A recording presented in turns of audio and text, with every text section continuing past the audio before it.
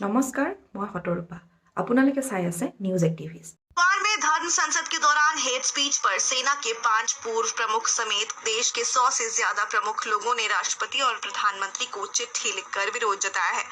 সোমবাৰে হৰিদ্বাৰত অনুষ্ঠিত ধৰ্ম সংসদত একাংশ বক্তাই দিয়া উচতনিমূলক আৰু ঘৃণাভৰা ভাষণক দেশজুৰি প্ৰতিক্ৰিয়াৰ সৃষ্টি হৈছে। এনে সময়তে নতুন দিল্লীৰ উত্তৰাখণ্ড ভৱনৰ বাহিৰত একাংশ লোকে প্ৰতিবাদ সাব্যস্ত কৰিছে। সশস্ত্ৰ বাহিনীৰ 5জন প্ৰাক্তন মুৰব্বী আৰু আমোলাসহ আন 100ৰো অধিক বিশিষ্ট নাগৰিকে শেহতীয়াকৈ ঘৃণামূলক ভাষণ সন্দৰ্ভত ৰাষ্ট্ৰপতি ৰামনাথ কোবিন্দ আৰু প্ৰধানমন্ত্ৰী নৰেন্দ্ৰ মোদীলৈ এখন পত্ৰ লিখিছে আৰু এই বিষয়ত উপযুক্ত ব্যৱস্থা ল'বলৈ আহ্বান জনাইছে। পত্ৰখনত শেহতীয়াকৈ হৰিদ্বাৰত অনুষ্ঠিত ধৰ্ম সংসদত একাংশ হিন্দু সাধুৱে মুছলমানক হত্যা কৰা যি মুক্ত আহ্বান জনাইছে, ইয়াৰ পৰা দেশত সাম্প্ৰদায়িক সম্প্ৰীতি বিনষ্ট কৰিব বুলি আশংকা কৰা হৈছে। পত্ৰখনত কোৱা হৈছে, আমি ঘৃণা ভৰা এনেধৰণৰ হিংসাত্মক প্ৰৰোচনাক সমৰ্থন জনাব নোৱাৰোঁ।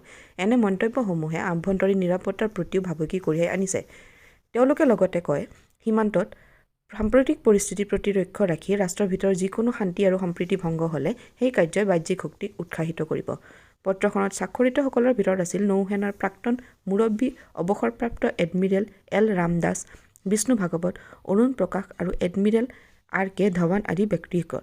ইয়াৰ পূৰ্বে উচ্চতম ন্যায়ালয়ৰ 76গৰাকী অধিবক্তাই এই ঘটনাক কেন্দ্ৰ কৰি মুখ্য ন্যায়াধীশলৈ এক পত্ৰযোগে স্ব মতো মোকৰ্দমাৰ জৰিয়তে ব্যৱস্থা গ্ৰহণৰ দাবী জনাইছিল।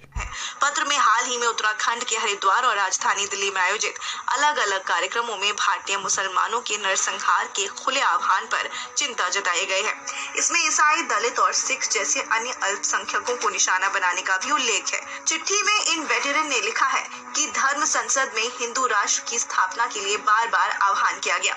इसके साथ ही जरूरत पड़ने पर हिंदू धर्म की रक्षा के नाम पर हथियार उठाने और विशेष समुदाय की हत्या तक की बात कही गई। চাই থকাৰ বাবে ধন্যবাদ। আকৌ লগ পাম অন্য এক বাতৰিত। চাবলৈ নাপাহৰিব নিউজ এক্টিভিষ্ট।